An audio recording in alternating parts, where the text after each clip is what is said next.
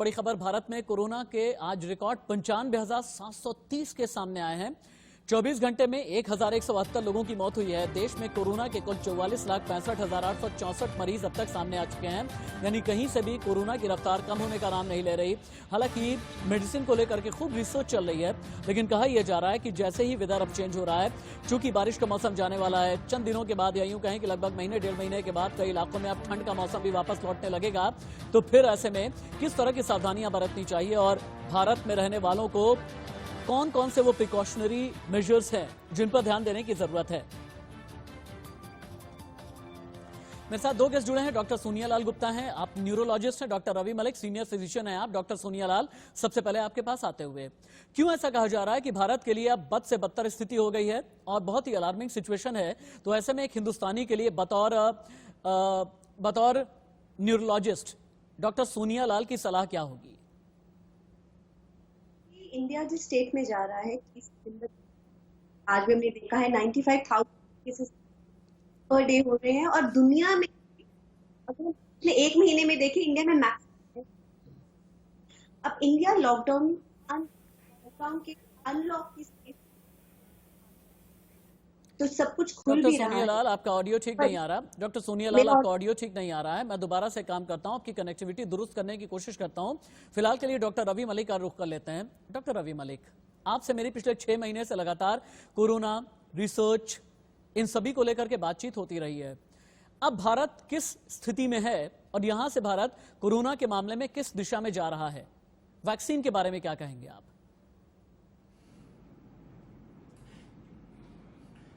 देखिए, आपके 2-3 सवाल हैं। सबसे पहले तो बताना चाहूंगा कि कोरोना केसेस तो बढ़े जा रहे हैं और अगर अभी बात करें तो लगभग 95,000 के करीब पिछले 24 घंटे में केसेस हुए हैं और टोटल जो काउंट है वो 44 लाख के करीब पहुंच गई है। अगर हम 1-1 लाख करके अगर हर दिन बढ़ते जाएंगे तो it will take, definitely it has already taken a pandemic proportion. लेकिन इसमें ना 2-3 चीजें जो मैं अच्छी देख रहा हूं कोरोना में। सबसे पहली चीज तो मैं ये देख रहा हूं कि हमारे यहाँ पे मोर्टेलिटी रेट बड़ा कम है, मृत्यु दर जो है वो काफी कम है। इट इज लेस देन 2%, जो कि बहुत, मेरे ख्याल से विश्व में सबसे कम मृत्यु दर जो है हमारे इधर है। दूसरी चीज ये भी है, केसेस इसलिए भी बढ़ रहे हैं क्योंकि हमने टेस्टिंग बहुत ज्यादा शुरू कर दी है। टेस्टिंग लगभग 7 से 8 लाख जो है रोज की हम टेस्टिंग कर रहे हैं, जिसमें कोरोना का डिटेक्शन हो रही है। डेफिनेटली ये बहुत डिस्टर्बिंग बात है। इसकी वजह भी ये है, जो केसेस बढ़ रहे हैं उसकी 2 वजह। एक तो ये रूरल बेल्ट के अंदर ज्यादा चला गया।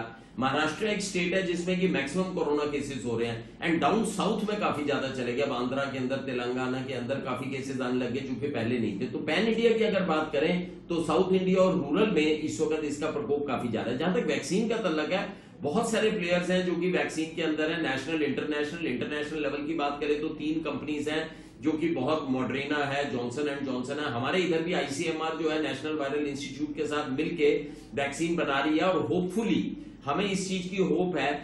यूएस ने तो जैसे डिक्लेयर ही कर दिया कि 1 नवंबर तक वैक्सीन आ जाएगी और वो लगानी शुरू कर देंगे, लेकिन हमारी भी इंडिजिनस वैक्सीन जो है काफी जल्दी आ जाएगी।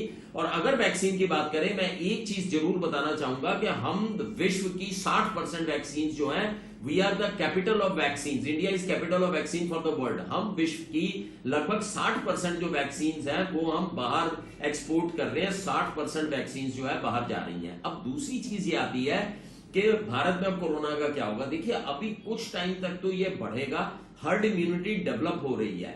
2 अच्छी चीजें हैं, एक तो रिकवरी रेट हमारा मैक्सिमम है, बहुत ज्यादा है, और दूसरा हमारी मोर्टेलिटी रेट बहुत कम है। ये दोनों चीजें maybe we have now got, हमारे को अब जो बीमारी की अंडरस्टैंडिंग है वो अच्छी हो गई है, कुछ दवाइयां अच्छी आ गई हैं और कुछ डॉक्टर्स की अंडरस्टैंडिंग अच्छी हो गई है। जैसे स्टीरॉइड्स का देना, इम्यूनोमोड्यूलेटर्स का देना, रेमडेसिविर एक दवाई आ गई है, इनसे बहुत ज्यादा फर्क पड़ गया है। और इंडियन हेल्थ केयर सिस्टम को मैं सैल्यूट करना चाहूंगा कि मोर्टेलिटी रेट इन्होंने जो है वो मिनिमम रखा हुआ है, बहुत कम है, जबकि हमारा इंफ्रास्ट्रक्चर इतना ज्यादा नहीं है, लेकिन हमारे यहाँ पे मृत्यु दर बड़ी कम है। तो ये बहुत अच्छी बात है। अब इसका एक ही मैसेज है कि 3 मंत्र हमारे को याद रखने हैं कहीं ना कहीं। जब मुझे ये लगता था, डॉक्टर रवि मलिक, जब मुझे ये लगता था कि चलिए ठीक है, मोर्टेलिटी रेट का जो डेटा है, जो स्टैट्स हैं वो कम है, और अपने दिल को बहलाने के लिए या दिल को थोड़ी तसल्ली देने के लिए ये बात हम कह लिया करते थे, लेकिन अब वक्त बहुत ज्यादा बदल चुका है। एक ऐसे वक्त में जबकि मौत का आंकड़ा 1 लाख की तरफ बढ़ने लगा है। एक ऐसे वक्त में कि जब पूरी दुनिया में कोरोना के संक्रमित आंकड़ों के मामले में नंबर 2 की सिचुएशन में डॉक्टर सोनिया हम पहुंच चुके हैं, तो ऐसा में ये क्यों कहा जा रहा है कि कहीं ऐसा तो नहीं कि हर्ड इम्यूनिटी की स्टेज की तरफ हम बढ़ने लगे हैं, जहां पर हर्ड इम्यूनिटी के जरिए खुद ही पूरे देश में सेल्फ इम्यूनिटी डेवलप हो जाएगी? ऐसा है क्या डॉक्टर सोनिया? कोविड-19 की आई थिंक अभी भी हम बहुत कुछ इसके बारे में समझना चाहते हैं, क्योंकि ये भी देखा गया है कि जिन लोगों को इन्फेक्शन हो रही है हर कोई एंटीबॉडीज नहीं फॉर्म कर रहा है। पर इम्यूनिटी 2 तरीके की होती है, एक होती है जो हम एंटीबॉडीज फॉर्म करते हैं, दूसरी होती है एक अंदरूनी टी सेल इम्यूनिटी जिसको हम कहते हैं। तो देखो अब कम्युनिटी लेवल पे हम कम्युनिटी स्प्रेड पे पहुंच गए हैं। बहुत से गाँव पे जैसे जो मूर्थल में भी रिसेंटली हुआ है 65 वर्कर्स, इनफैक्ट 75 वर्कर्स एसिम्प्टोमेटिक पाए गए थे।